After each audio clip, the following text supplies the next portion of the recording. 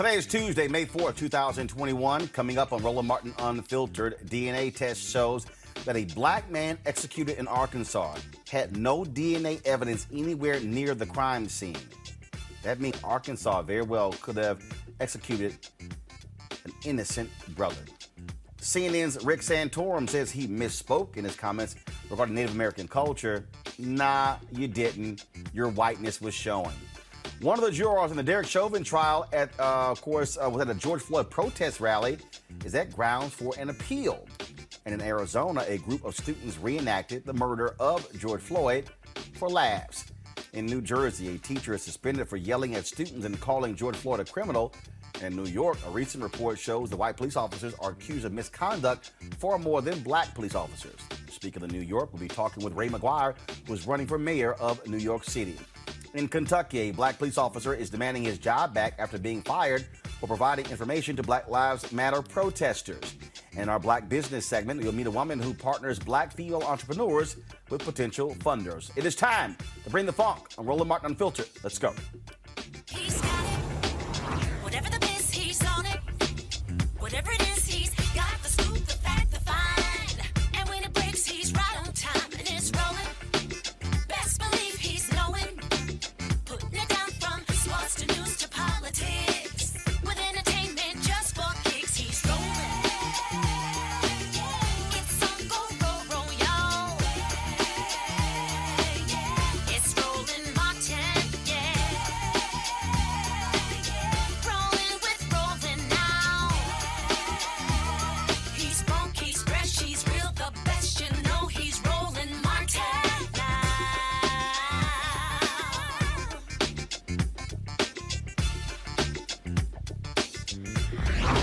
Martin.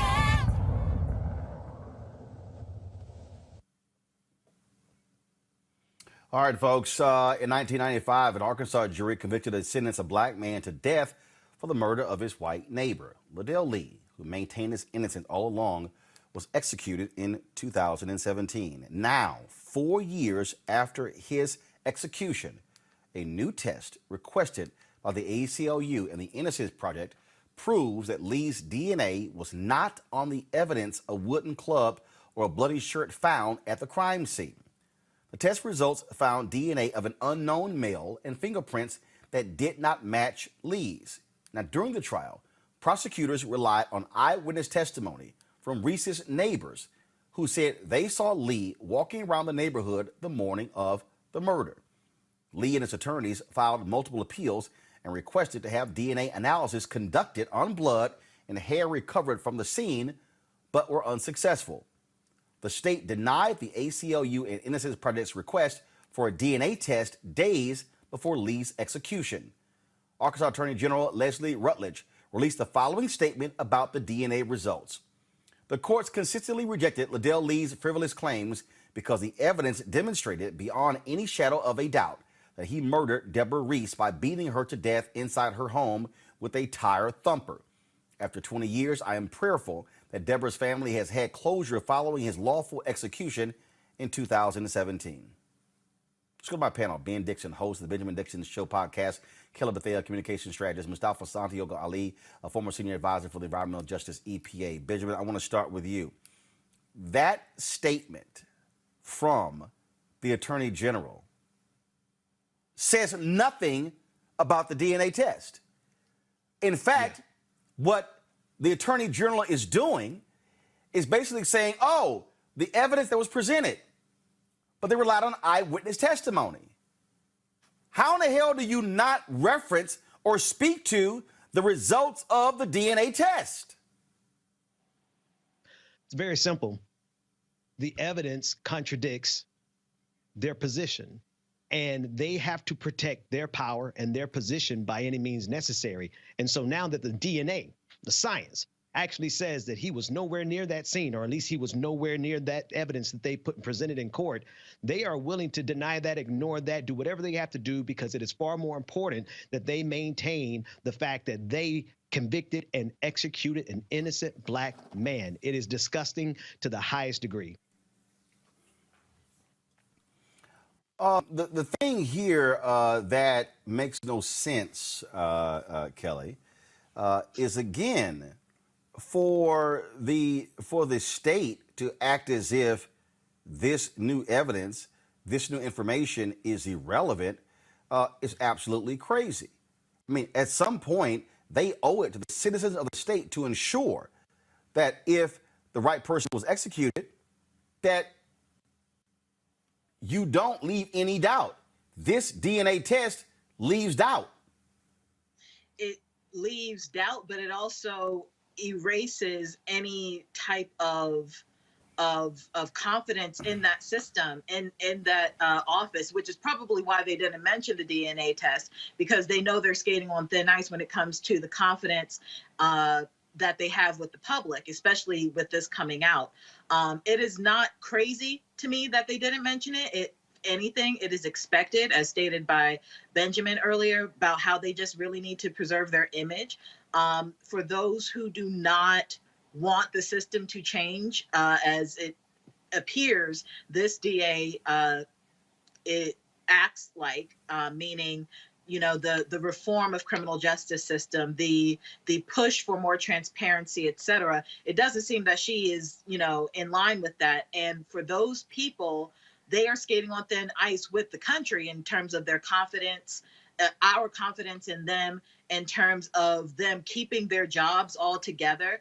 We're not playing business as usual anymore, because we are slowly but surely coming to the realization that Black Lives Matter. And this is a perfect example of that mentality coming to light, in that people are going to be upset about this.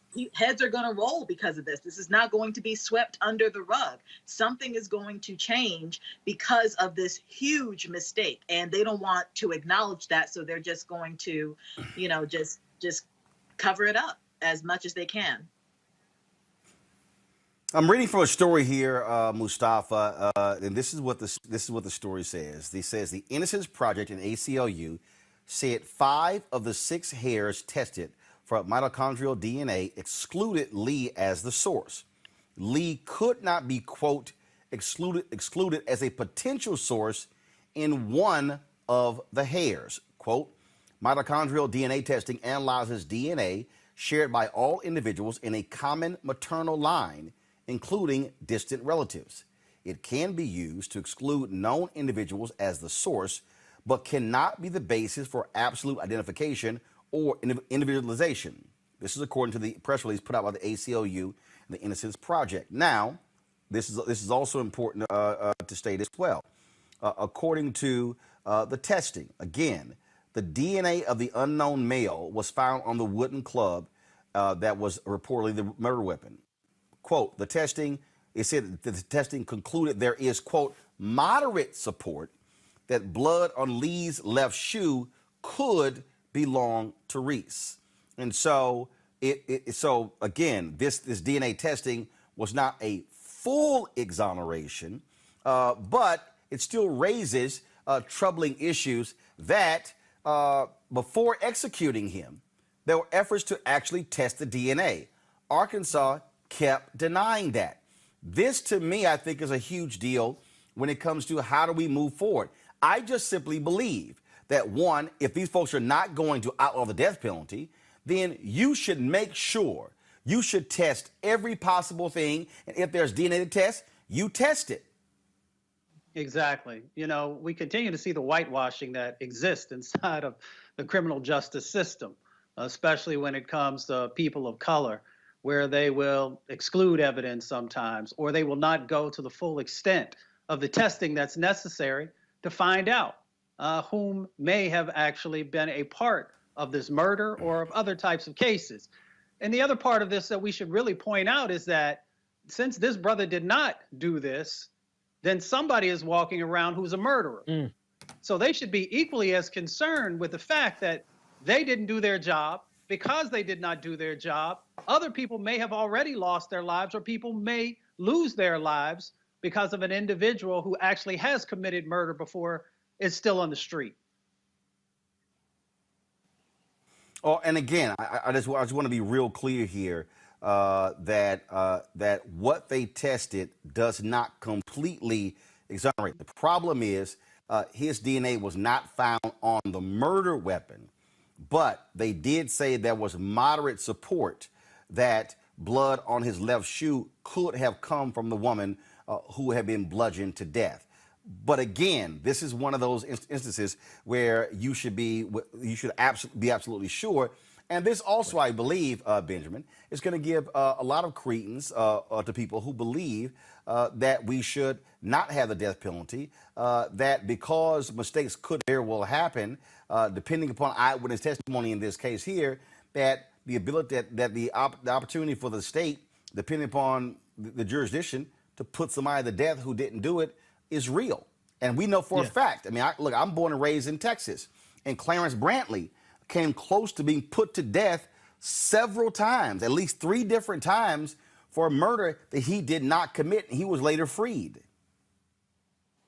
There are at least 3 reasons why the death penalty should be abolished, Roland, based on everything that you're saying. Number one, the inaccuracy, the fact that this country has put people to death who absolutely were innocent. Number 2, because we see that often intersects with your race. If you're a black person in this country, you are far more likely to be executed under the circumstances that we're talking about. And last but not least, the United States, there's no there's no system in this country that has the moral authority to be taking anyone else's life. That is something that should not be in the purview of this government. And we see whenever they have that opportunity, there is a level of desire, of rage, of bloodlust, that they want to execute people in this country. And we are the last people who should have that moral standing as a nation.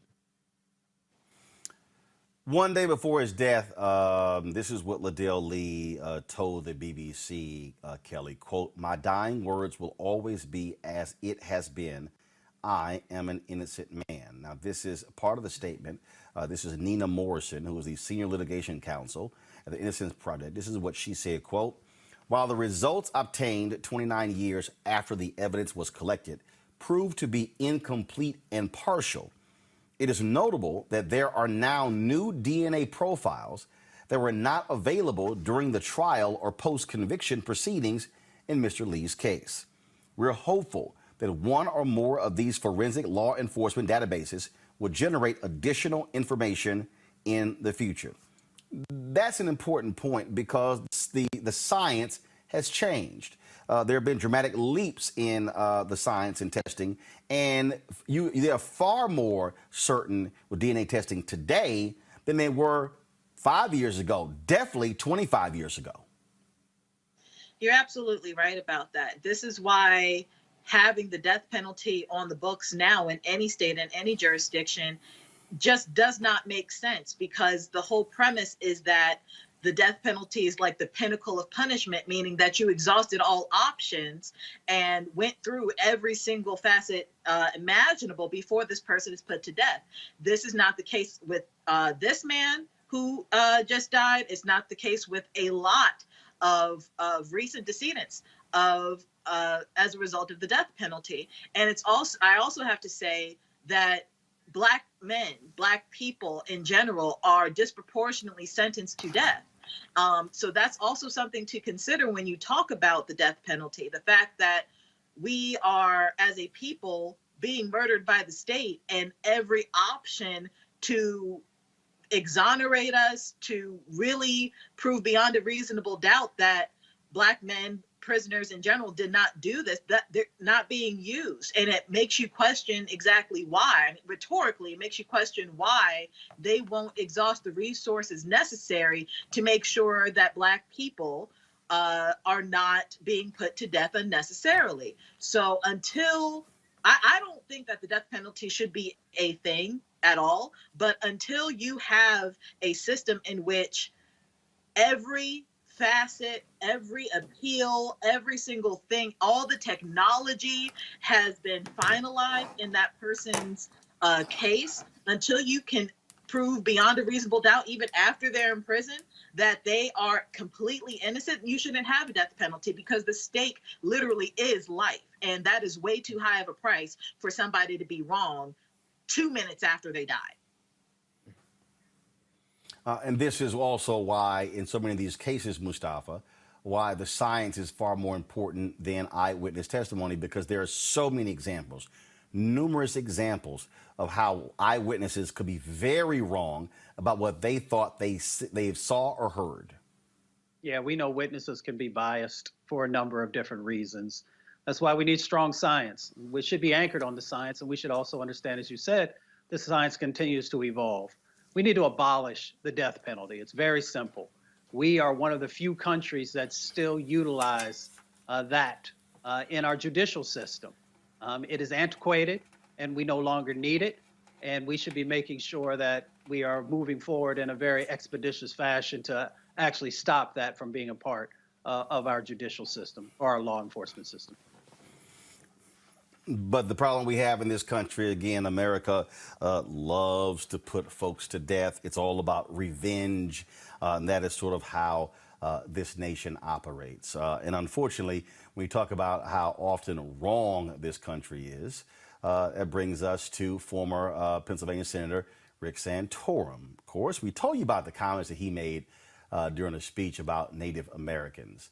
If we have that, let's play it again so y'all can hear what this idiot had to say, and then we're going to play what he said last night on CNN in trying to walk it back. So these were the initial comments made by former U.S. Senator, Republican, and CNN commentator Rick Santorum. I want to bring in former Republican legislators Charlie Dent and Rick Santorum, but first I have wood to chop with Santorum, and this is the piece of sound that I need to talk to you about right here. Wrong. Okay, all right, folks. So I want us to play the initial statement that Rick Santorum made. Do we have that? That was from last night on CNN. All right, so we should have had it independently. Fine, go ahead and play that video. If you think about this country, I don't know of any other country in the world that was settled predominantly by people who were coming to practice their faith. They came here because they were not allowed to practice their particular faith in their own country, and so they came here mostly from Europe, and they set up a country that was based on Judeo-Christian principles. If you think of other countries like Italy and Greece and China and Turkey and places like that, they've all sort of changed over time. I mean, they've been there for millennia in many cases, and their culture has sort of evolved over time. But not us. We came here and created a blank slate. We birthed a nation from nothing. I mean, there's nothing here. I mean, yes, we have Native Americans, but candidly, that there isn't much Native American culture in American culture. Now, Rick, two problems. One, it's not accurate. There is a lot of affect from the Native culture on America. Absolutely. And there are a lot of people here who believe in that. And this seemed like you were trying to erase diversity in the interest of some white Christian right. No. Just to be clear, what I was not saying is that Native American culture. I misspoke. I was saying what I was talking about is, as you can see from the run-up, I was talking about the founding of our country. I'd given a long talk about the Constitution and the Declaration of Independence and the ideas behind those, and and I was saying we sort of created that anew, if you will, and I was not trying to dismiss Native Americans. In fact, I mentioned it because, yes, they were here, and they did have an impact. In fact, in this country, you're right. They have a huge impact, particularly in the West and many other areas of the country where they have a huge impact on American culture. I was talking about, and I misspoke in this respect, I was talking about the founding and the principles embodied in the founding. I would never, and people have said, oh, I'm trying to, dismiss what we did to the Native Americans. Far from it. The way we treated Native Americans was horrific. It goes against every bone and everything I've ever fought for as a leader in the Congress. I believe, as our founding document says, that we are endowed by a Creator with unalienable rights and that we are all equal. And when we treat people as other or less than human, that's when every country gets into a problem. We did it with the Native Americans. We did it with respect to African Americans. I believe we're doing it with children in the womb today. So this is very personal and very passionate that we can't treat people as different or other, and we get into a lot of problems. So I wasn't saying any of the things that the social media world is saying that I was saying. I was simply talking about the founding documents of the United States, not the colonies, but the United States was based on these principles of freedom of conscience, religious liberty, and the importance of that as a building block. Okay, enough of that BS. So this is what he said in his original statement. Quote, "We birth a nation from nothing. I mean, there's nothing here. I mean, yes, we have Native Americans, but candidly, there isn't much Native American culture in American culture." That's what he said. So here's what I need folks watching to understand. We discussed this yesterday with Senator Tim Scott's comments about no, America not being a racist country. And then you have all the white folks, especially on Fox News and conservative media, who are so angered and bothered by what they call no systemic racism, which we all know is an absolute lie. And what I keep trying to explain to folks, Kelly, even yesterday when people, I saw Amanda Seals was angry with Vice President Kamala Harris's answer to Senator Tim Scott. But the reality is this. White folks in this country, there are a group of white folks in this country, a significant group, who live in complete and utter denial about what actually created the United States of America. They do not want to own up to genocide. They do not want to own up to slavery. They do not want to own up to Jim Crow. They do not want to own up to any of these things because for them, it's really out of sight, out of mind. Well, I would push back on that a little bit in that they don't want to own up to it. They want to romanticize it. They want to glorify it, but they don't want to deal with the consequences of it. Now, full ownership, you're right. No. When I say own up to it, when I say own up to it, I'm talking about owning up to literally what happened.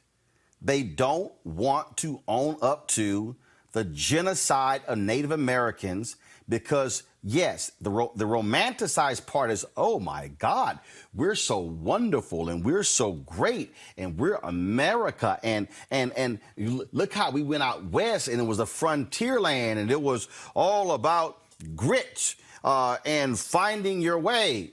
No, we kill people to do it.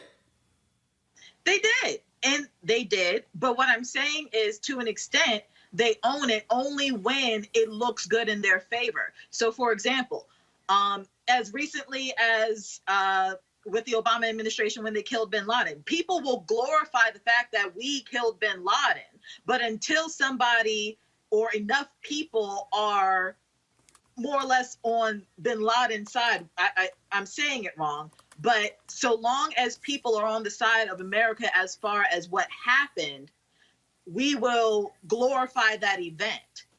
Right now, what's happening is that we are actually seeing the ramifications of multiple minorities in this country being killed, harassed, taken advantage of, et cetera, specifically Black people. And the narrative is changing. If the narrative had not changed, they would have owned all of it. Yeah, we killed the Native Americans. Yeah, we enslaved Black people. And they did for a time.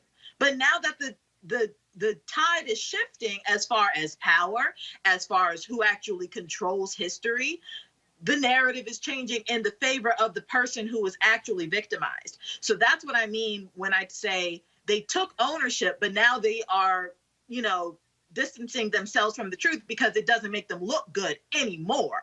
So when it comes to Santorum, he was absolutely, what he said was very much revisionist history, but he meant every word of it. So this whole, I wasn't meaning this, I wasn't meaning that. I was talking about just, how we came to be as Americans. Well, you killed Americans to be American. That is the truth. You don't want to say it that way because it takes power away from the person who's actually talking, who's actually being a victim in the situation. But it is the truth. So that was my point. Mustafa, there is a book that is called Hitler's American Model. the United States and the making of Nazi race law. The United States loves to present itself as being this caring, loving, kind country, and we talk about the Holocaust and how shameful it was and how evil Adolf Hitler was and how just atrocious, and he was a murderer. But Adolf Hitler studied racism across the world, studied segregation. And Adolf Hitler and his lawyers and his loyalists, they found no greater country that practiced racism and segregation deeper than the United States. Without a doubt. And so, when you, I mean, like, folks, like, literally, I'm going to give you a name in a second, and this man, Hitler, who wrote a book, this man was one of the, in fact, Mustafa, you probably know it, he was one of the leading environmentalists in American history. This man was friends with Theodore Roosevelt, friends with Woodrow Wilson. Woodrow Wilson, arguably the greatest racist ever served as president in the Oval Office. And this man, I need everybody who's listening, this man was in charge. He believed in eugenics. He was absolutely about Nordic power. And this was a man who was in power in the country. And so when the Rick Santorums of the world say these things, they are in essence speaking white supremacy. Without a doubt. You know, we need to have an honest conversation about policy in our country. And we often talk about that on the show. It was policy that approved the genocide of indigenous folks. So let's deal with facts instead of opinions. There were about 15 million indigenous brothers and sisters that were massacred, that genocide took place. People intentionally used weapons. And what I mean by that is that they gave blankets with smallpox and other diseases, knowing that it would help in the annihilation and being able to clear the land so that folks could then claim it for themselves. That was built into policy. Then policy for the remaining indigenous brothers and sisters, remove them from their traditional lands and place them in the least desirable locations in the country. Of course, you fast forward a number of years and then they found, oil and other things on this land, and then it still tried to move brothers and sisters off of that land. So you got to be honest about that and what has actually transpired over time. Then you got to be honest also. So Rick Santorum was completely and 100% incorrect when he said that indigenous brothers and sisters hadn't done anything for this country. They had thriving economies. They also had thriving societies. They were living in harmony with their environment and not taking more away from it than was needed, both in the woodlands, on the plains, on the coast, all across this country. And here's the last point, Roland, that I'll make on this. If you want to have a conversation about democracy, then really understand history. And if you understand history, then you understand the Six Nations. You understand the Iroquois Confederacy, which is actually our Constitution, and our democracy is actually built on what the Iroquois had in place for millennia. So if you want to have an honest conversation, Rick Santorum, then one, you need to open up a book or you need to be quiet. But see, here's the deal, though, Ben. They don't want to have an honest conversation because the conversation. Actually, let me take that back. They are having an honest conversation. They're having an honest conversation because what they're so angry about right now is that everything in America has been defined by whiteness. It has been defined through the lens of whiteness. And so what they're angry about, that's why they hate Nicole Hannah-Jones. That's why they hate black historians. That's why they cannot stand the rise of black and Latino and Native American and Asian voices who are now offering a different perspective on this country. And see, and I thought, Mustafa, I gave you an opportunity. I thought you were going to sit here and go there. The person I'm talking about, y'all, who was one of America's greatest environmentalists, his name is Madison Grant. Y'all, Madison Grant in 1916 wrote a book called The Passing of the Great Race. Well, I just tell you, 1916. This man was lauded as an environmentalist, as a philanthropist, as he was. But what they don't want to talk about is when he was over the New York Zoo and he was perfectly fine with Ota Benga, a Congolese man, being on display right next to monkeys. But there's a reason I'm bringing up Madison Grant's name, because I need y'all to understand why Madison Grant was so powerful. Because Hitler himself, when speaking with regards to Madison Grant, said that his book, The Passing of a Great Race, Hitler wrote to Grant saying, quote, "The book is my Bible." So when we see the Rick Santorums of the world, Benjamin, when we see the next story we're going to talk about as well, what we're seeing is we're seeing white Americans, largely white men, really, they're losing it. They're losing their minds, all because of 2043. They cannot handle the browning of America, which now they can't handle. Now you got black voices in schools. Now you got black folks weighing in on curriculum. Now you got Latinos weighing in on curriculum. They can't handle that because it's about power and control. And they're saying, damn it, if y'all start telling a different story, then we won't be able to have the same power we've always had.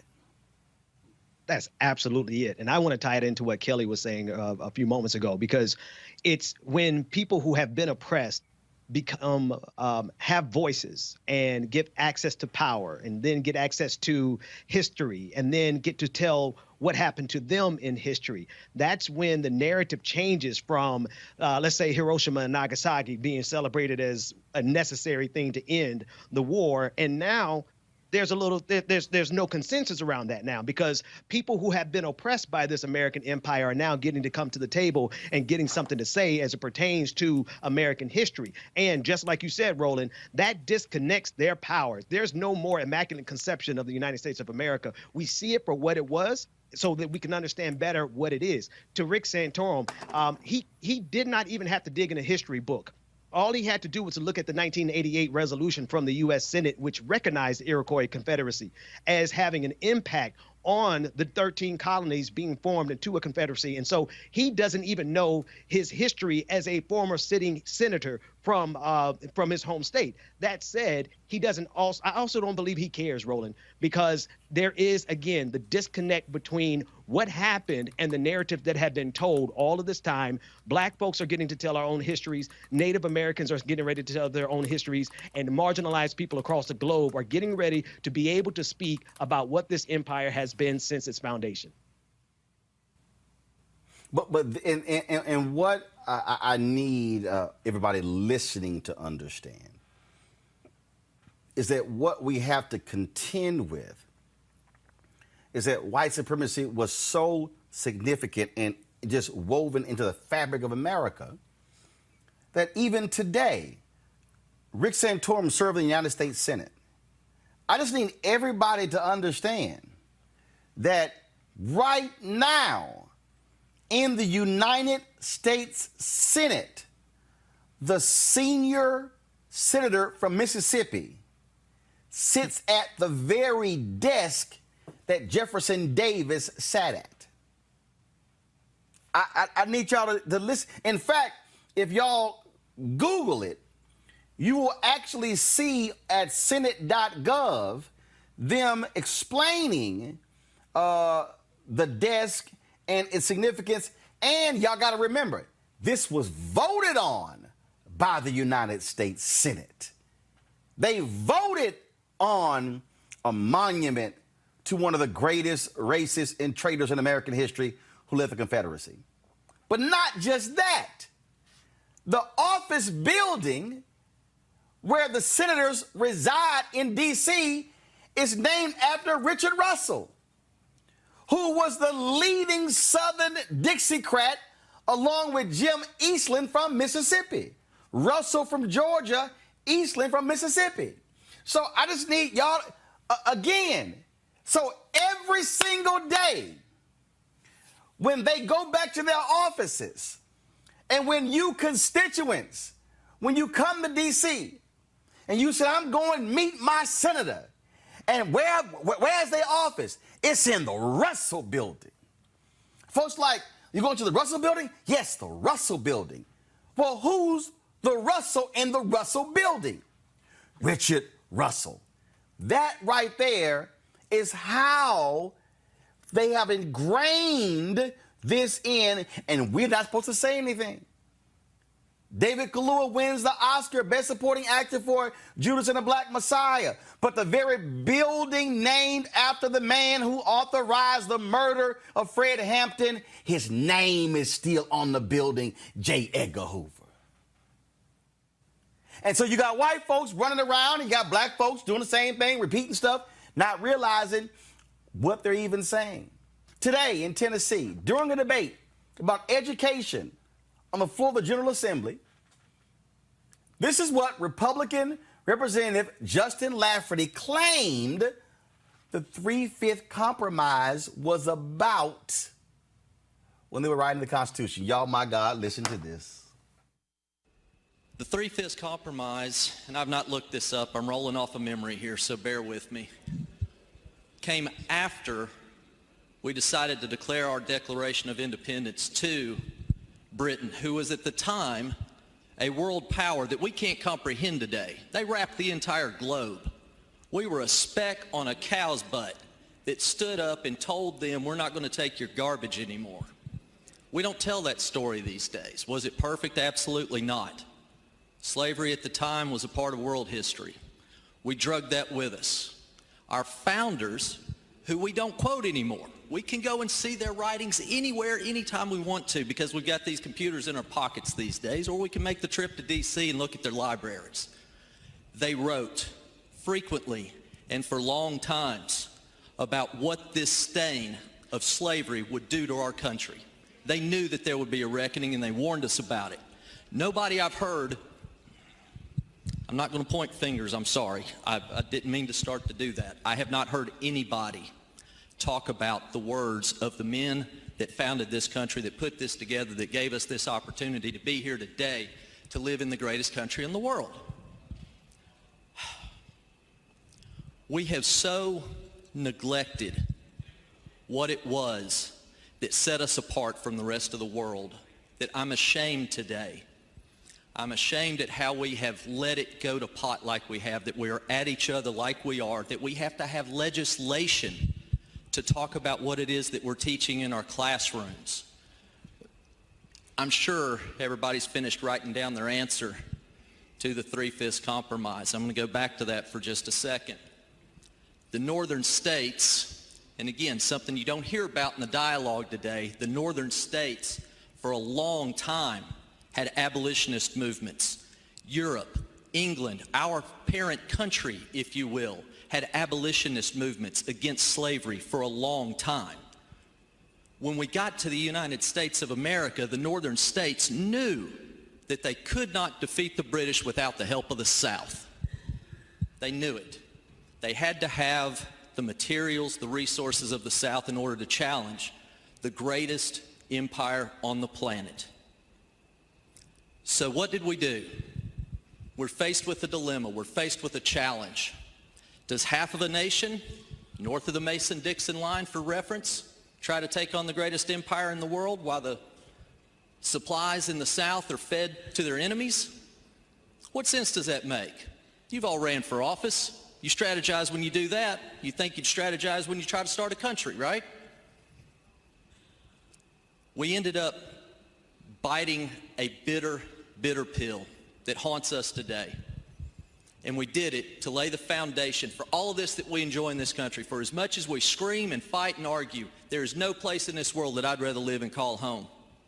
The 3-5 compromise was a direct effort to ensure that southern states never got the population necessary to continue the practice of slavery everywhere else in the country.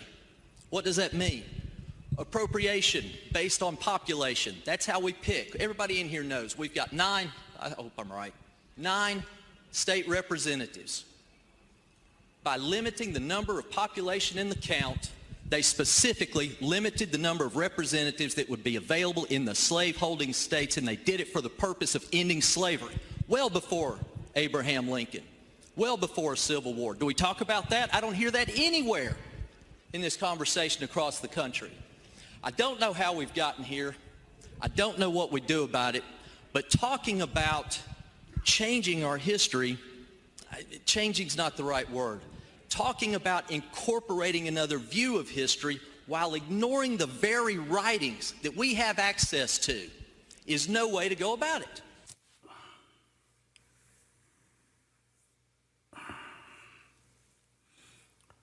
Mustafa, anytime you say, I hope I'm right,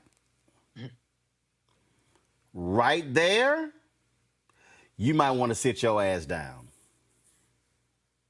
Yeah, I'm baffled. I don't know where I don't know where he gets his information from. I guess maybe out of a Cracker Jack box, and since they don't make that very often anymore, I guess that explains why he has so many antiquated thoughts that are disconnected to the truth and to reality. American history is what it is. We know the atrocities that have happened, and they need to be called out. We don't have to whitewash everything. But what we do have to do is make sure as we're moving forward that we're not bringing the sins of the past into the decision-making that has to happen if we want to be a 21st century country. And when you have individuals like this who, seem to be uneducated, whether it is through experiences or through the books that he has not read, evidently, it's a dangerous situation.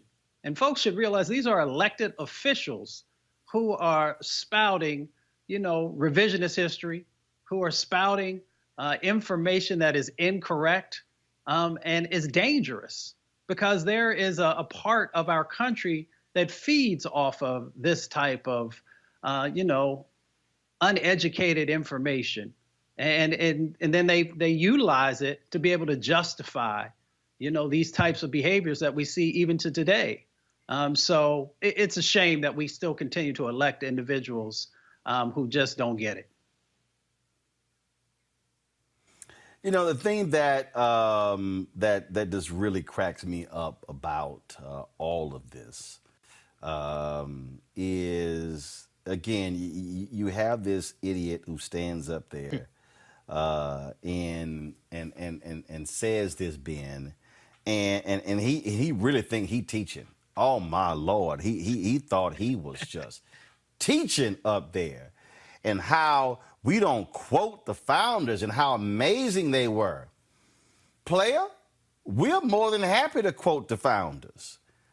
We're more than happy to quote what they lived like in private versus what they said in public. Come on, man.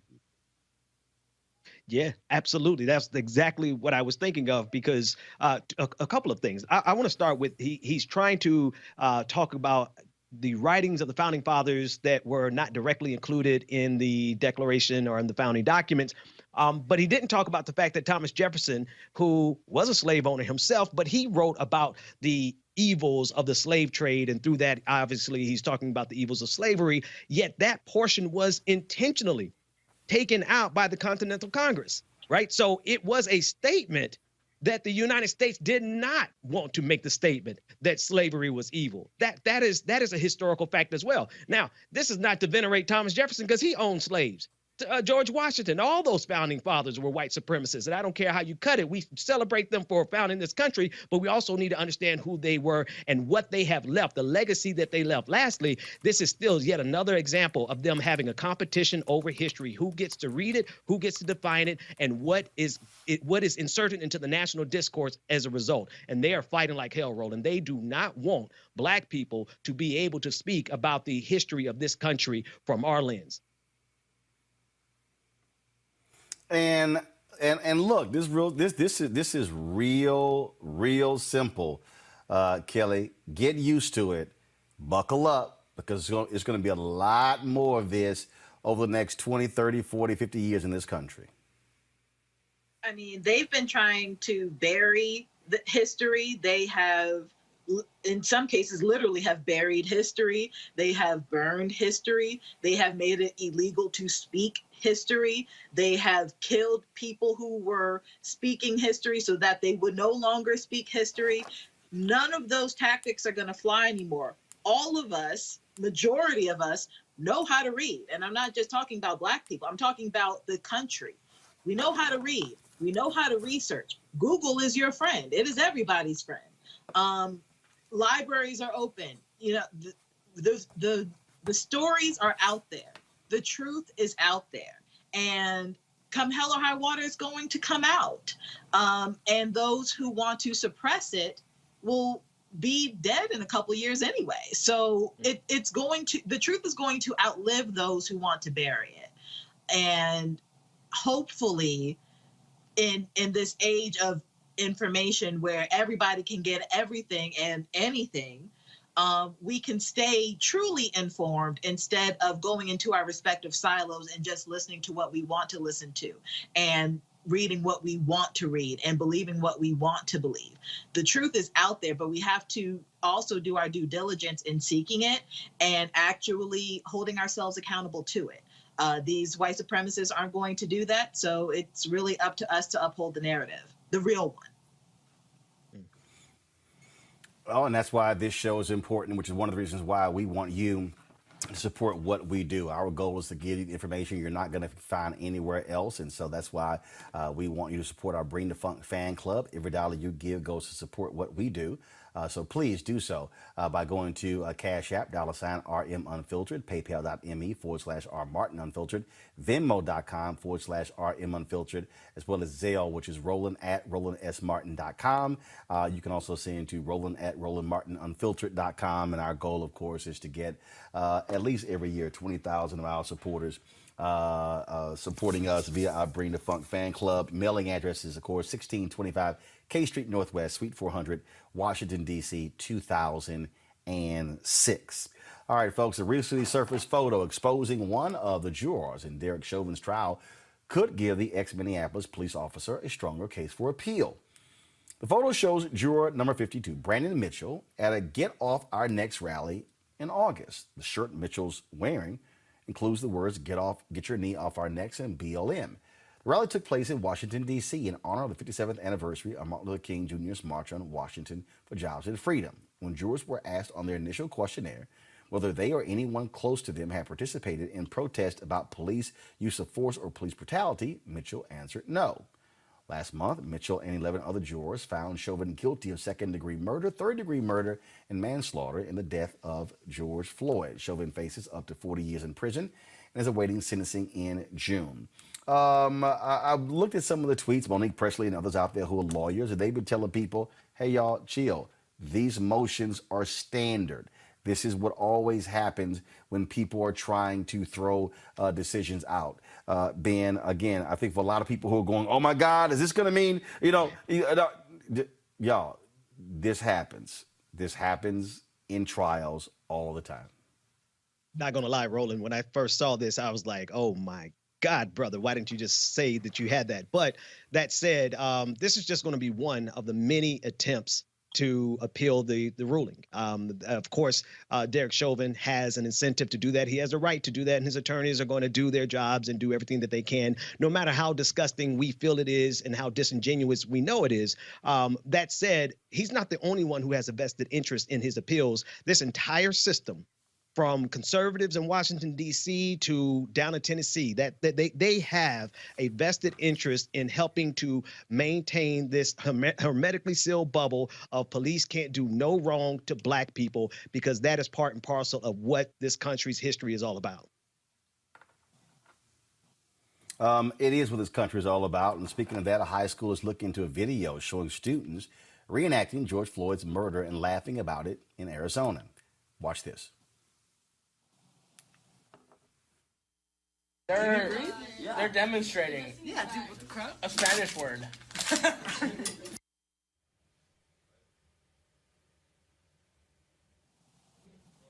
In high school in Gilbert, Arizona, they reportedly recreated the incident to tease a black student. In an email to parents, the school principal says all parties involved were disciplined according to the school district's policy. Kelly. It's absolutely disgusting. And this, if I'm not mistaken, this is the same high school where they were on TikTok last June saying the N-word everywhere.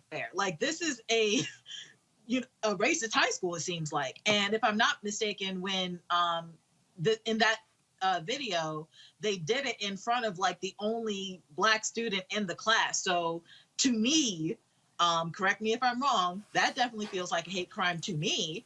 And they should be treated as the racist hate crime committers that they are. But for the school principal to act like, oh, they've been disciplined, if that discipline does not involve expulsion and, letters to colleges that they want to apply to saying that these children are racist and they were raised as such, then any other type of discipline is it doesn't matter. It is not enough. But this goes back to what we were talking about earlier in regards to these people wanting to revise history and act like, oh, they're just, demonstrating. This isn't a big deal. The kids get it from somewhere. It's not coming out of thin air. They're raised this way. And hopefully, as time passes, even those kids will die out and we'll just keep moving on in progress. But this was absolutely disgusting to watch. And then, of course, we have what happened in New Jersey, where a teacher has been suspended for yelling at his black students and calling George Floyd a effing criminal. Jersey City Public Schools announced Howard Zlotkin would not have access to Dickinson High School or its students after his climate change lesson turned into an offensive rant. Zlotkin criticized the Black Lives Matter movement and berated 4 black students, demanding they write essays on George Floyd. The school district said they were appalled by Zlotkin's statements, profanity, disrespect, and treatment of his students. These are the people who are teaching our children, Mustafa. Yeah, well, we should tell the fullness of this story as well. Zlotkin was allowed to come back to work, and it wasn't until the parents actually went to the media, and there was a second video that came out, and then they actually suspended him.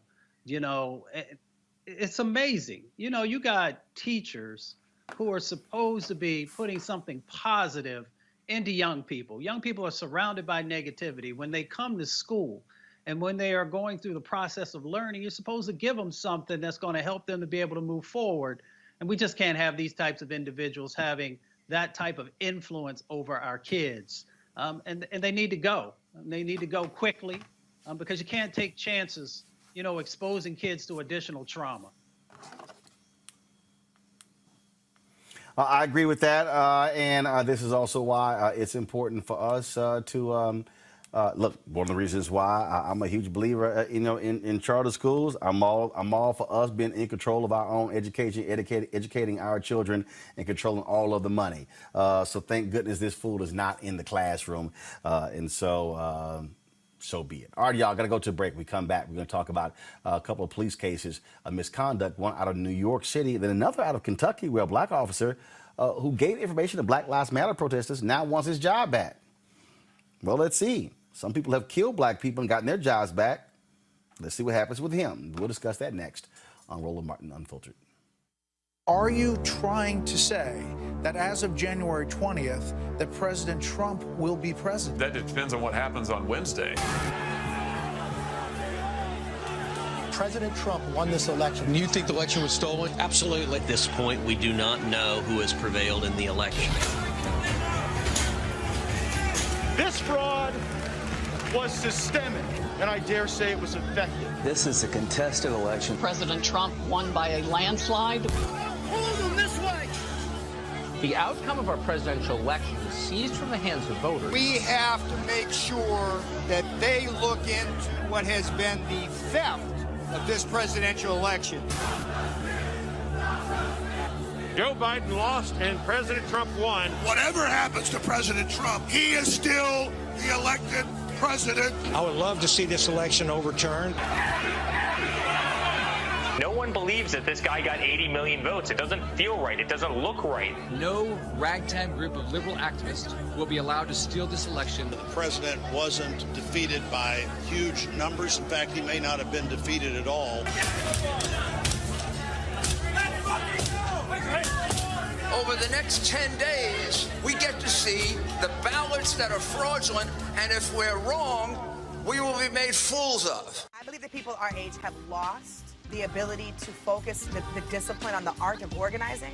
The challenges, there's so many of them and they're complex, and we need to be moving to address them. But I'm able to say, watch out, Tiffany, I know this road. That is so freaking dope.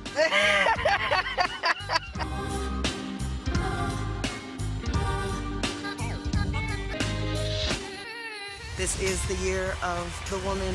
We are here. We are capable. My optimism for our future has never been greater than now. Black women are making a difference, making history, and changing the world. Carl Payne pretended to be Roland Martin. Holla! Hi, I'm Chaley Rose, and you're watching Roland Martin Unfiltered.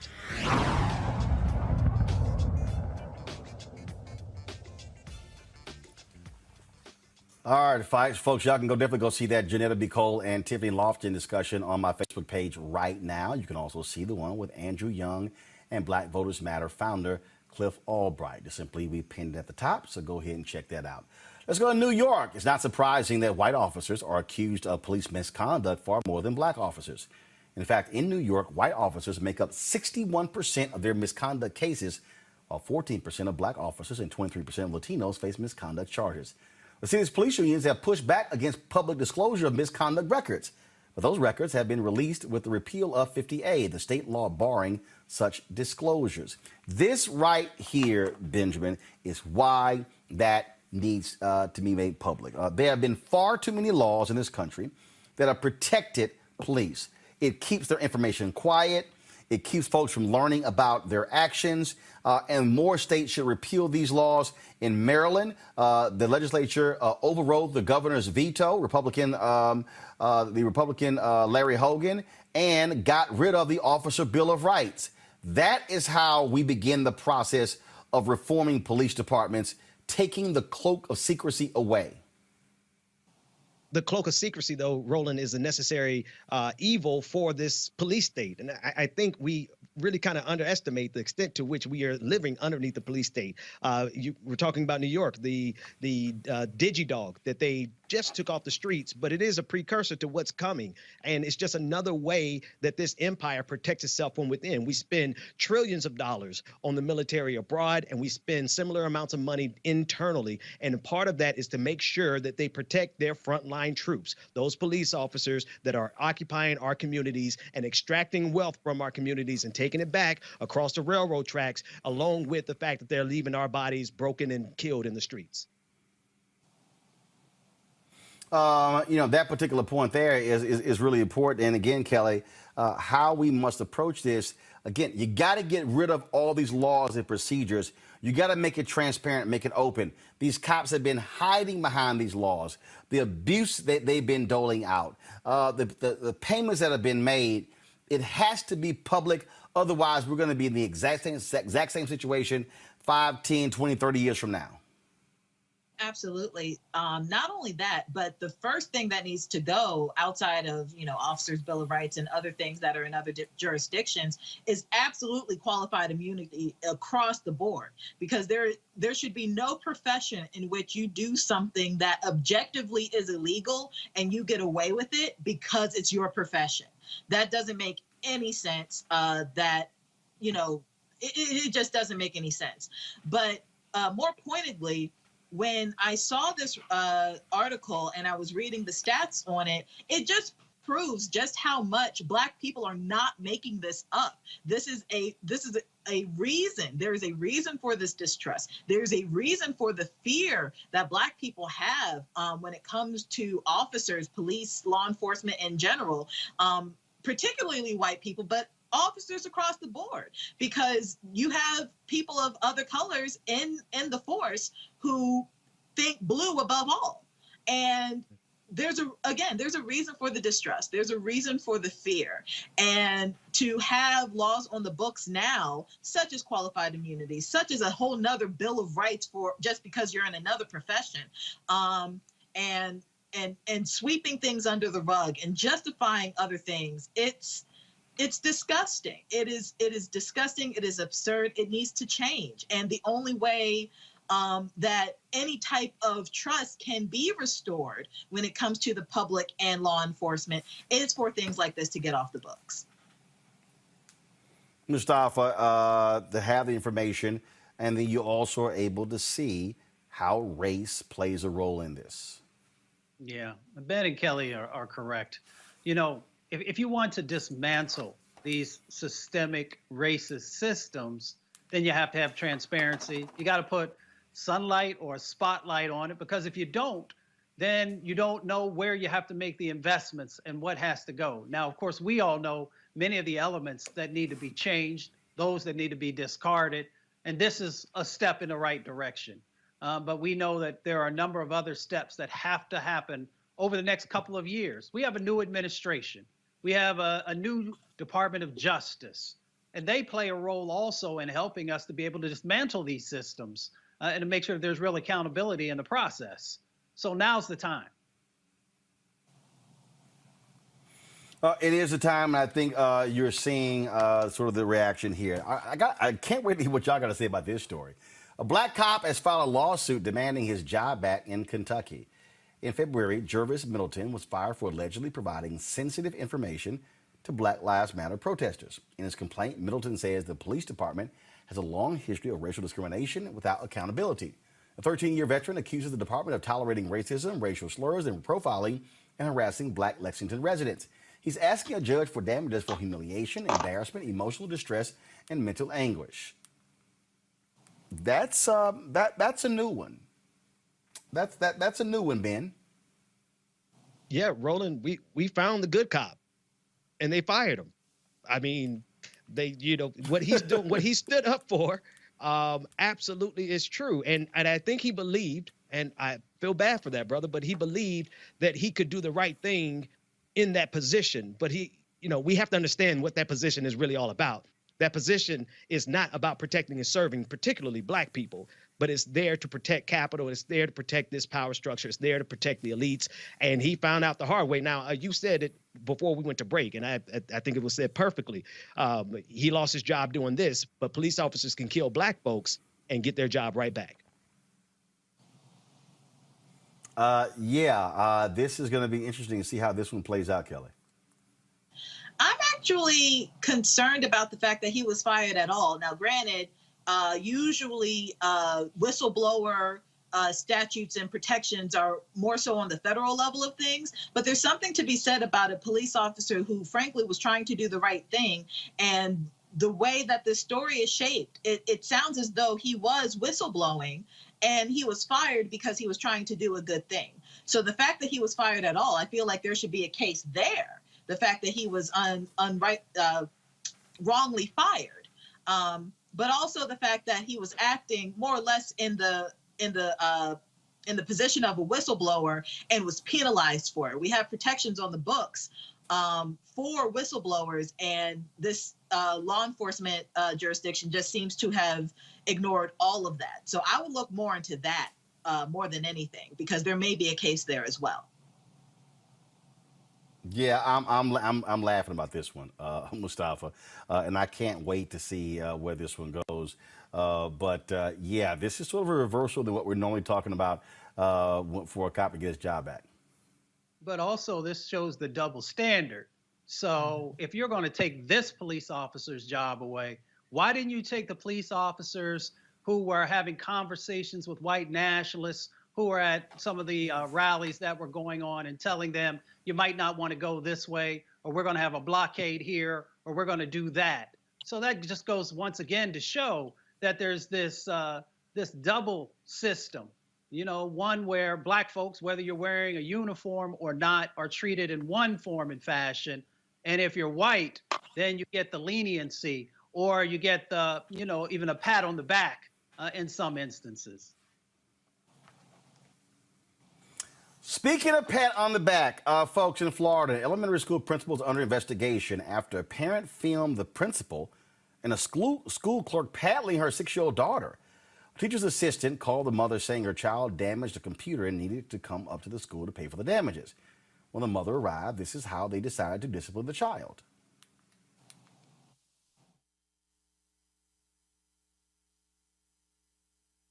Right here, let me show you how.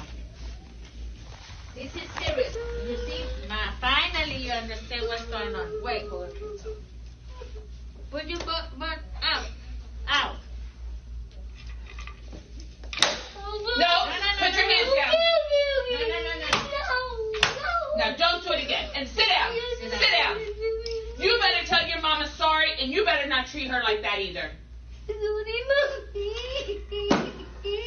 Is this gonna happen again? No. Never. You're gonna be good at home? Are you gonna respect your mom? Because I'm gonna tell you what. If your mom wants to come up to the school and spank you, and we can watch, that's gonna happen. Do you understand me? You better start treating your mom right. And you better start behaving and taking care of the stuff. You don't keep messing up things. So disappointed in you. Next time you come to the office, this is gonna happen again. Every time you come to the office, you understand that? You wanna come back to the office again? Because you come very often. You wanna keep coming to the office? You're gonna come back? You're gonna come back to the office?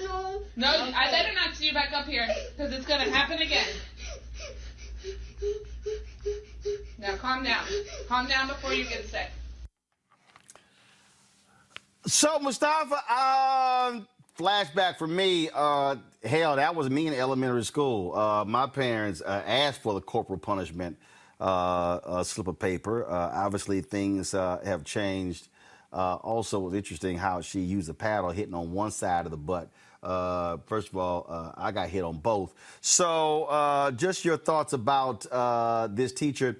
And clearly, the parent gave her approval. Well, you know, I don't think that corporal punishment is something that should ever exist in the 21st century when it comes to little kids like that. You know, it's amazing, unfortunately, that when it comes to black and brown children, that corporal punishment is one of the mechanisms that folks utilize. It's tied to the brutality that has always been a part of the system in our country when it comes to our people. You know, the other part of the equation is that the mother only spoke Spanish. So the mother may not have had any idea of exactly what was transpiring or what her rights were. So we need to make sure that we're also calling that fact out as folks are, you know, utilizing these types of things.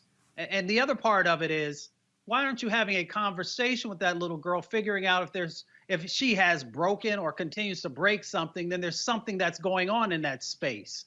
And she needs to have, you know, whatever types of mental health conversations to unpack what's going on. So you don't have to put your hands on a little baby. And you especially don't have to hit a little baby with that type of intensity. You know, Roland, and you and I know a little something about taking wood. And we know that that is not a comfortable position. So you definitely don't do it to a little baby. No, actually, I didn't take wood when I pledged Alpha. I took wood in elementary, middle school, high school because my parents signed it. So I know. I mean, again, that experience, I've been there. Now here's the whole deal. I understand. Here's my deal. I don't know. I can't say, Kelly, if the parent didn't know what was going on. The parent was filming it. So the question here's the question. People are mad at the principal, but does the parent, what do we say to the parent if they gave their permission? And let me throw this one in here. What if the parent did the paddling instead of the principal? So all valid questions, right? So I'm looking at the USA Today article, and it's saying that there was a language barrier that caused the mother not to understand exactly what was going on, which is why she filmed it. But she's actually quoted saying that she was, you know, more or less shocked. She's saying that the hatred with which she hit her daughter, she's never hit her daughter like the principal hit her. But nevertheless, I am So, not so one the so the who is a parent at no proponent. point jumped up to stop the principal. Again, and this is what I'm getting to. So I am on no level am I a proponent of spanking children, certainly not with a wooden paddle in a public school setting. But it is clear to me that on some level, the mother was okay with it. And I have a problem with that as well. Because if that was my child and I saw that, granted, I don't have kids, but if that was my child and I saw that happening, there wouldn't be a video footage because I would be on the teacher, like white on rice, beating her behind. Like, that's not a thing that I ascribe to.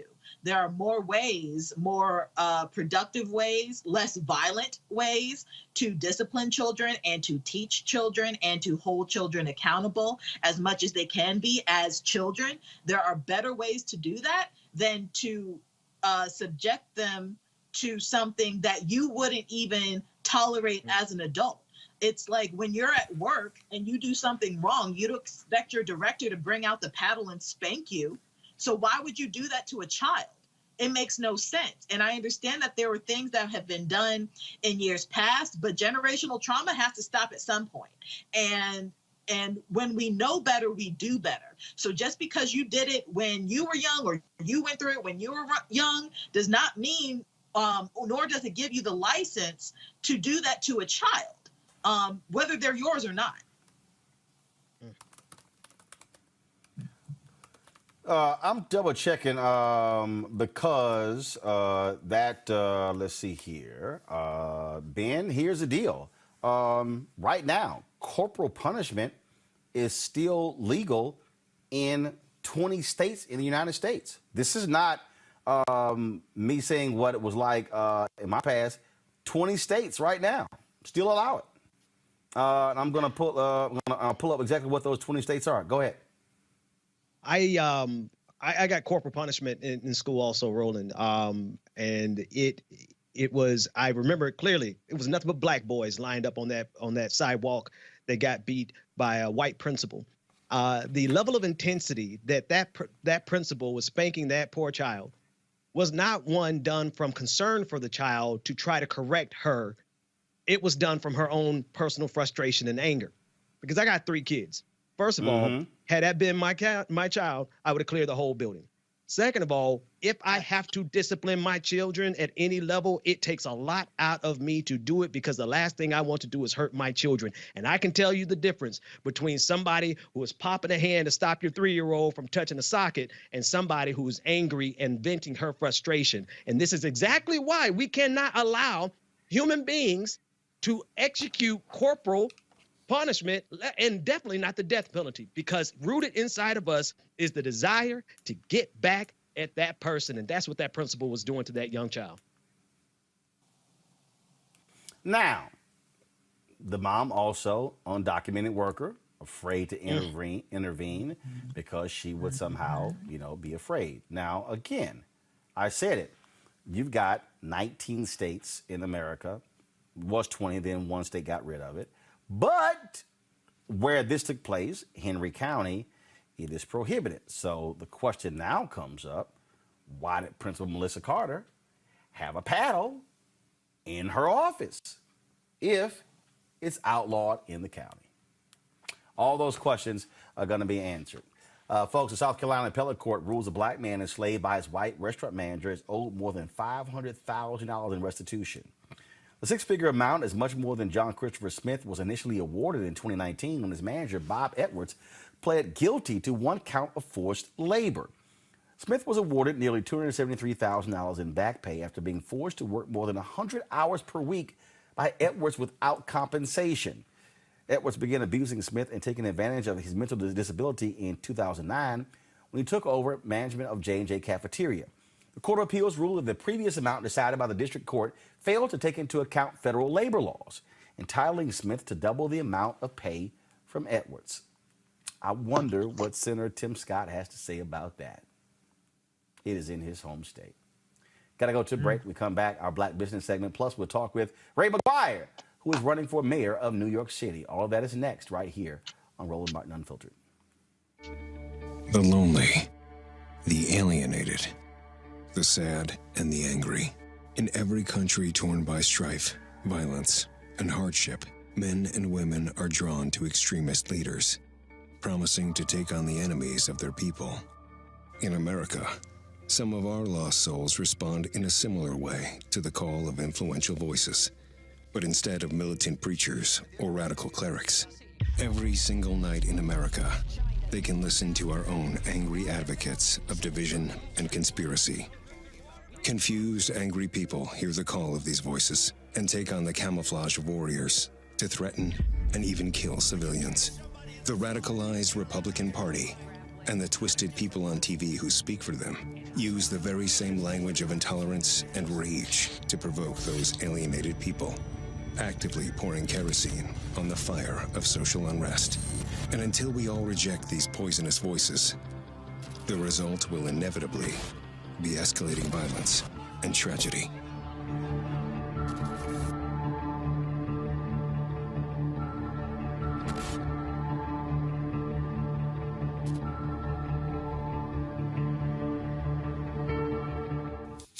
Black women are fierce, brilliant, courageous, dope.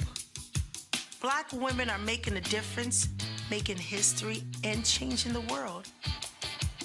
I think about all of the Black women who have showed up to fight for justice. We are starting to finally accept all the skills and talents a woman can bring to the table. Urban One, thank you. This one is so special.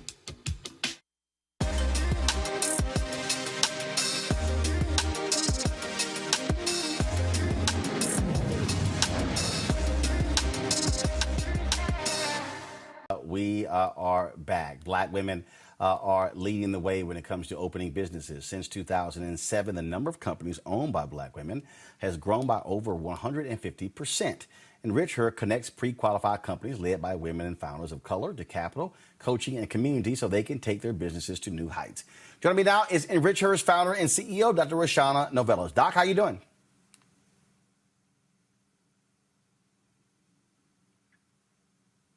I don't hear Dr. Novellos.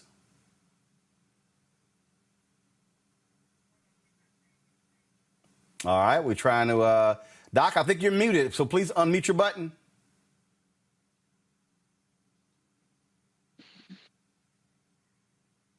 Yeah. All right, trying to figure out why Doc, all right, let's figure out, Dr. Novellos, can you hear me? I can hear you now. All right, yes. You got me? Yes, I have you now. All right, now. now you can hear me. All right, cool. All right, so first of all, how many business-owned Black women have you helped with EnrichHER since you started? Yeah, so we've helped over 168 women connect with $14 million since we started, and our goal in the next 3 years is to get up to $100 million in funds to support Black-owned businesses.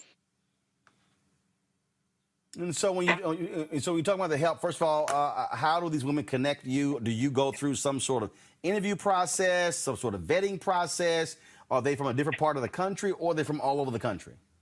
So EnrichHER supports real business owners that have customer cash flows and revenues and just need money to grow. So we've supported businesses from over 47 states, and 100% of the companies that we've supported are still in operation and thriving. So we talk about those numbers and some of the revenue. So is there a minimum revenue number that you have, a minimum number that you should be in business, employees as well? So most of the companies have at least 100,000 in revenues, and essentially we need to make sure that the companies have the cash flow necessary to support the loans. And so if you are at the idea stage, maybe you don't have enough money to pay yourself and pay your vendors and your and have any reserves. So we focus on businesses that have direct impact in the community, that are employing other people of color. And we know that getting this infusion of cash will have that direct impact on businesses that can withstand the test of time. And so, what are you now seeing? And that now we're still dealing with this with the COVID age. A lot of folks could not qualify for PPP loans. Are you seeing an uptick? Are you seeing more folks reaching out to you for help? More people are reaching out to us for help for many reasons. One, we are more innovative than financial institutions in the fact that we use community, market analytics, trend analysis, whereas most traditional financial resources look at what was going on 2 years ago. In addition, our entire team is diverse and reflects the community in which we serve. So we provide trusted advice from diverse financial experts to these communities. So in the pandemic and even before the pandemic, we have a robust community of small business owners that are seeking our support and help. Questions from our panelists. I'll start with Kelly. Kelly, what's your question for Dr. Novelis? Goals do you have as the founder of this organization? Where do you see it 5-10 years from now, and how do you think it'll help even broader audiences outside of who you're also helping right now? Yes, it is our vision to deploy billions of dollars to diverse entrepreneurs who are well qualified. The simple fact of the matter is diverse people have the most grit, the most know-how, the most ability to navigate through ups and downs, yet the traditional financial institutions have no incentive to innovate to support us. So EnrichHER will be the go-to destination for these companies to get as much money as they want, whenever they want, because we understand fundamentally that they have the capability to persevere and they deserve to have their own economic power. Mustafa, your question. Yes, thank you, Dr. Novelis, for everything that you're doing. I'm always curious, since I have a background in the federal government, understanding that there are trillions of dollars that are wrapped up in contracting and subcontracting opportunities. Does that play into the education, the teaching, or the access that you all help folks to be able to navigate? Yeah, it's critical to have the knowledge on how you manage cash flows so that you can prepare for a government contract. The simple fact of the matter is, to secure a government contract, it takes a sales cycle. And once you start that work, it's net 30, net 60, right? And a lot of companies led by people that look like me, they don't have that cash reserve necessary to be able to strategically handle those government contracts. So as an essential tenet of the training that we provide, we teach how to manage these cash flows so that you can position your business to handle whatever kind of contract or opportunity comes your way. All right, then, Dr. Novelis, we certainly appreciate it. How can people get more information? Yes, everyone can go to EnrichHER.com. That's EnrichHER.com. Sign up for our newsletter. We provide over $50,000 in financing opportunities every single week. All right. Well, we certainly appreciate it. Thank you so very much for joining us on today's show. Thank you. All right, folks. Mayoral races are happening all across the country. We, of course, spent some time in St. Louis with Tashara Jones, who's elected mayor there. New York City has a huge race that's coming up, all about to replace Bill de Blasio. The primary will take place on June 22nd. General election on November 2nd. One of the folks who is running to take over for de Blasio is Ray McGuire. He joins us right now. Ray, welcome to Roland Martin Unfiltered. Dr. Martin, how you getting along today? Doing great, doing great. It is a packed field. A lot of people who are jumped in this particular race. Last polling I saw had you still in single digits. How are you going to break through? What is the messaging that you're going to lay out to reach voters there to come out on top? So first, let me acknowledge that the highest vote getter today is undecided. So I am actively out talking to undecided with what is the greatest, most inclusive economic comeback plan in the history of this city. My platform includes the following: it's the economics. The comeback plan is 500,000 jobs. Go big, go small, go forward. It is safety and justice.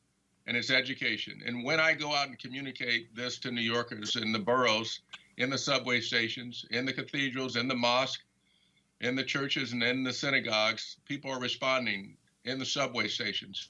So people are responding. People want something different. You know, I haven't been termed out. I haven't served in any administrations, especially any failed administrations. I haven't run for office, and I'm not looking for promotions. So people want something different. They want somebody who's got a track record. And if I go out and they understand the arc of my story and the plan that I have for the comeback in this city, people are responding. So I'm quite confident with the momentum that we have. I am inspired by those who have stepped up to say, I am the right person to lead this city. Not only those who have profile, but those who have no profile. So I'm confident that on June 22nd. You see the arc of my. Yes. You see the arc of my story. What is that story? What is that story? You know, where I started, Roland, I started at the bottom, right? I was raised by my single mother. I didn't know my dad. At any point in time, my mother worked 3 jobs. And then she became a social worker. And my mother, along with my grandparents, raised me and my 2 brothers, along with half a dozen foster children. So I know what it's like not to have. I know what it's like to struggle. And based on my mother's sacrifices, I was able to leave home when I was 16.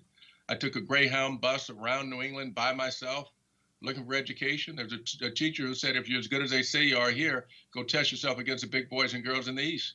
So I took a Greyhound bus around at 16 years old, looking for schools, landed at a school in Connecticut. Where I got to the school, you know, my classmates had on those short sleeve shirts with alligators, cost more than my entire wardrobe. And I was able to do okay there. And I applied to colleges and got into college, went to Harvard College and then on to Harvard Law School and Harvard Business School. So I came to New York City with 3 things. I came with a great education, I came with a lot of debt, and I came with no money. And so people understand that when they understand that I started at the bottom and had to kick down doors and make certain that I performed at the highest levels and stayed in my job longer than anybody else in the history of corporate finance, in the history of the world, in the history of the corporate world, 13 years longer than anybody else. Are you concerned, though, that that not enough people are hearing that story and instead they just say, oh, here's a Wall Street dude trying to buy himself into the mayoral office? You know, people will say that. Yeah, I've heard that, you know, and what that does is it ignores a journey. I didn't just parachute into this, but I had to face conscious and unconscious bias to get here. And so, yeah, I am a 6'4", 200-pound black man who's been on Wall Street and quite proud of it, quite candidly, given my mother's sacrifices. And at any point in time, given the crisis that we're in now, this city is broken and divided, and all the others had their chance, and black and brown people have gone backwards. So somebody who's been in the room, who's made the investment in the community, who's made certain that others got the opportunity, I extended the ladder the way the civil rights leaders extended the ladder to me. I have likely created more opportunity and more wealth for black and brown people than all the other candidates combined.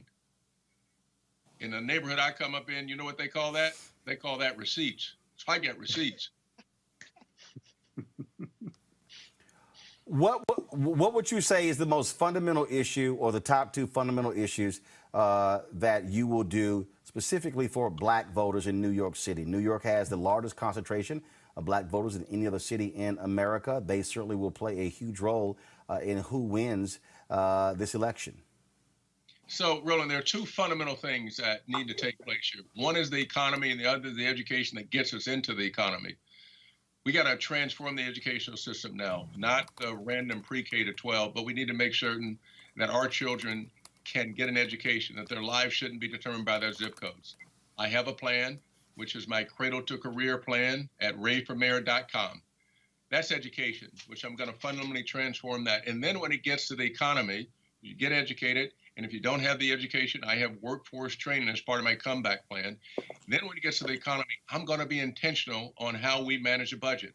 And oh, by the way, I'm the only person here who's managed budgets larger than most state budgets and been held accountable and had to identify, attract, and retain the talent as I led from the great financial recession where our company was on life support, built the business out of that financial recession. And today, if I look at New York City, we spent $22.5 billion last year. 82%, 8 out of 10 of the MWBEs got 0. So I will be intentional here. And intentional is the same way that Harold Washington was intentional in Chicago, or Coleman Young was intentional in Detroit, or Maynard Jackson was intentional in Atlanta.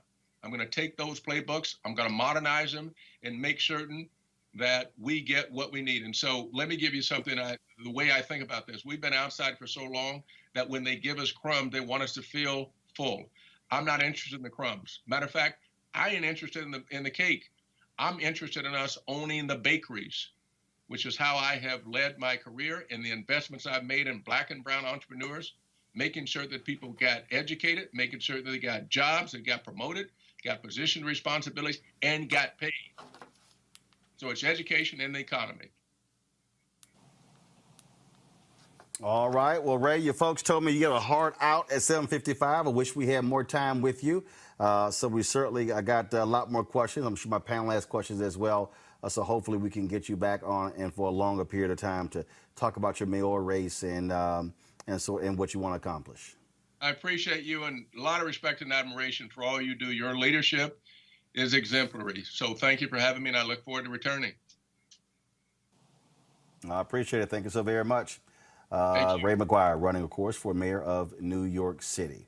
And of course, we've also extended invitations to other candidates as well. So look forward to having them on as well. I want to go to my panel here. A lot of people are running in this race, Benjamin. And it's very easy to only focus on. I mean, Andrew Yang is getting a lot of attention. How well he's doing as well. Just did we lose me again? Not sure what's going on. Okay, yeah. So sorry, folks. My signal acted up there. So Benjamin, your make of this New York mayoral race. You know what? One thing that's disappointing about politics in general in this country, and we can see this with Andrew Yang, it's a competition of personalities and popularity, more so than substance and the ability to get the job done. I think that I hope that a brother like that, who could bring some intentionality in addressing the economic conditions of Black people, particularly people of color, generally speaking, one would hope that that could gain traction, and we'll see how that goes. But when you have somebody, parachuting in, drawing all the attention because of the campaign he ran for president, it's going to make it a little more difficult. But salute to all the people who are running, and anyone. Well, anyway, I'll leave that to myself. Go ahead. Yeah, but the reality, Mustafa, is that I understand that point there, but okay, he's getting support from people. So is it a question of personality, or are folks in New York City liking what they're hearing from Andrew Yang? We talked about this before when the presidential races were going on in the primaries. You got to do the work. So different folks are going to come into the space, and they're going to have name recognition. They may have a brand. If you're not one of those individuals, then you got to do the work. You got to be out there at the community meetings, whether in a virtual sense now or once we get a better handle on COVID. And you got to do the work being in the churches and all these other types of places. But then you also got to be able to help people to understand how their life is going to be better. So, there was a piece that was out where he actually talked about $16 trillion that systemic racism has cost the United States. So my question would be, how are you as mayor going to address the systemic racism that exists in housing, that exists in transportation, that exists in jobs, and a number of other areas there in New York City? How will you make it different? And I would ask the same question to all of the candidates who are running. So it's an exciting slate of folks who are running in New York, but you got to put people to the test and ask them the hard questions and not just get the bumper sticker responses, but some real substance to how you're going to make change happen, especially for those who have been unseen and unheard for so long in New York City.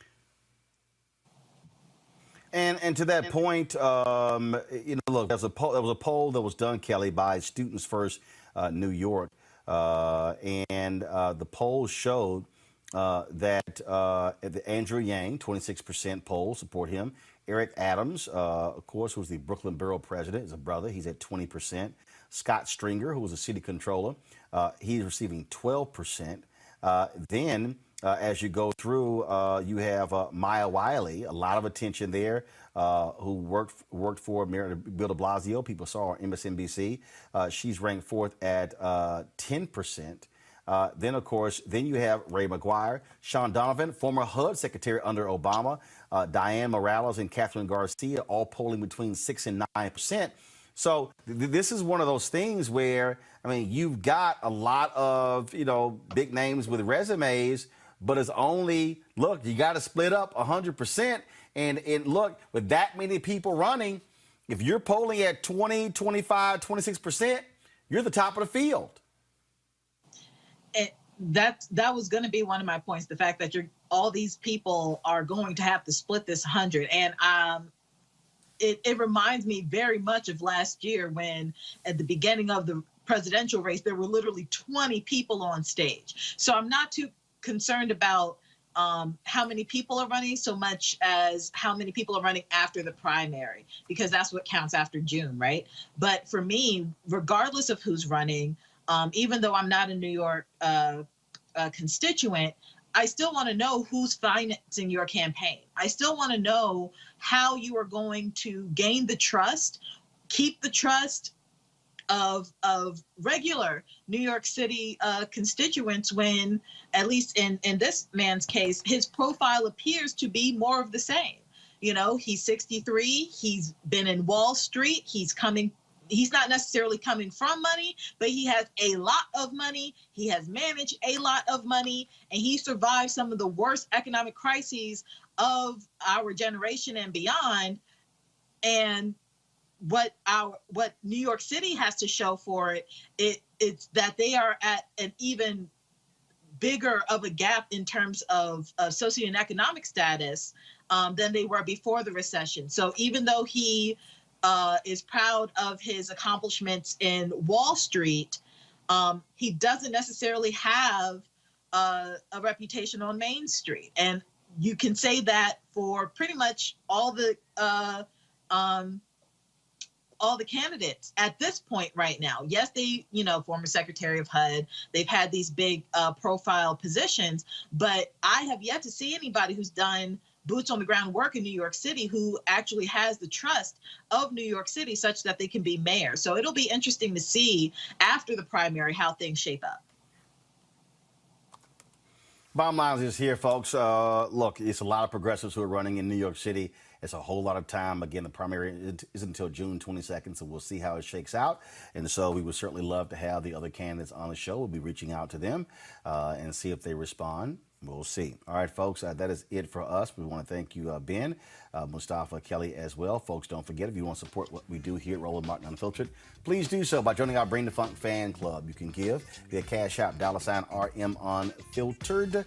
Of course, paypal.me/R Martin Unfiltered, Venmo.com/RM Unfiltered. Also, Zelle is Roland@RolandSMartin.com, Roland@RolandMartinUnfiltered.com. And as I told you yesterday, May 16th, I'm going to be co-hosting the Urban One Honors with Erica Campbell, airing on TV One as well as Clio TV.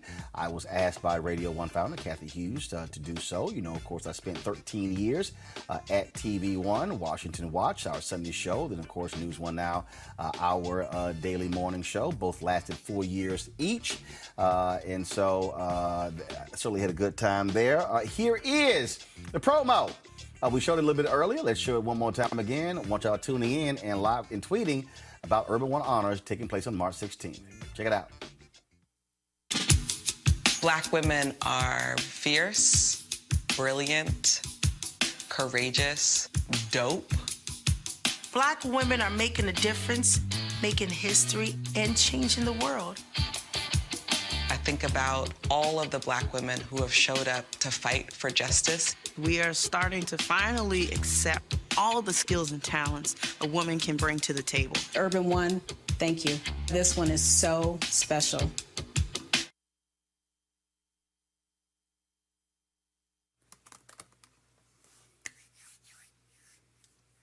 All right, folks. Looking forward to that again, May 16th.